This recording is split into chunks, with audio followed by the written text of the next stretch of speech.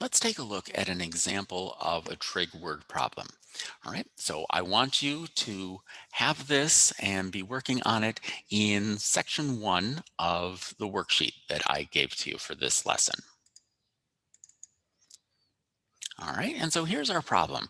A 28-foot ladder is leaning against a house. The bottom of the ladder is 6 feet from the base of the house. Find the measure of the angle formed by the ladder and the ground to the nearest degree. Okay, so we're going to solve this pretty much like we've been solving these trig problems up to this point. Let's start off, since I know this is going to be trig. I'm going to write my SOHCAHTOA. Some old hippie caught another hippie. All right, and so our next step would be to copy the diagram. But this time we kind of have to interpret what the diagram is. All right, so that's not a big deal. All right, so we've got a 28-foot ladder leaning against a house. So let's figure out what that looks like. So there's our ladder. And here's the house that it's leaning against. And what's the third side of our triangle? Well, the third side of the triangle is the ground there. And we're going to assume that this house is well built, which means that it's forming a right angle with the ground. And so there we've got our right triangle. Now that we've got this, we got to start filling in the sides of the triangle and angles of the triangle based on the problems that are in the details that are in the word problem. So this is a 28-foot ladder. So where should I put 28 in this diagram? Well, this is the side of the house, and this is the ladder leaning against it. So there's my 28 right there. The next detail says that the bottom of the ladder is 6 feet from the base of the house. So where in the diagram should I put a 6? Well, here's the base of the ladder. Here's the base of the house. And so that distance is 6 feet. And they want us to find the measure of the angle formed by the ladder and the ground.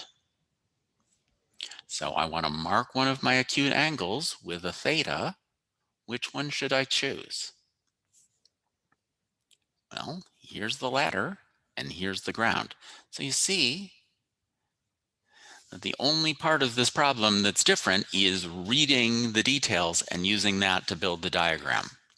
But from here, we're going to solve this just like we were solving our angle problems earlier in this module. So now that I've got these 3 parts labeled, I want to identify whether these 2 sides are the adjacent, opposite, or hypotenuse.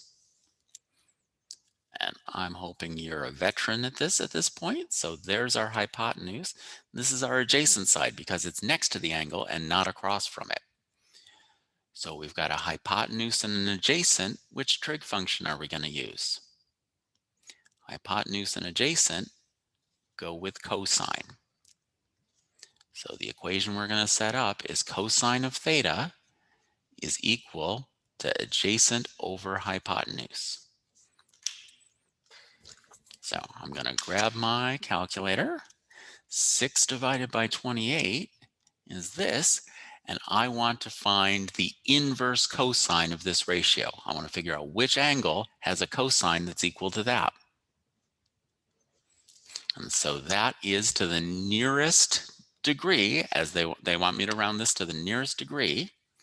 And so that's 77.6, so it's 77, and we need to round up. So theta is approximately 78 degrees. Okay, so that was just the first kind of word problem that we're solving in trig, but I hope you're appreciating that it's not that much different from what we were doing earlier in this module, where we were given that diagram and solving for that angle. The only thing that's different is that instead of the numbers being in the diagram, we had to pull the numbers out of a word problem. In the next couple of videos, we'll take a look at some more examples of trig word problems that we can solve in the same way.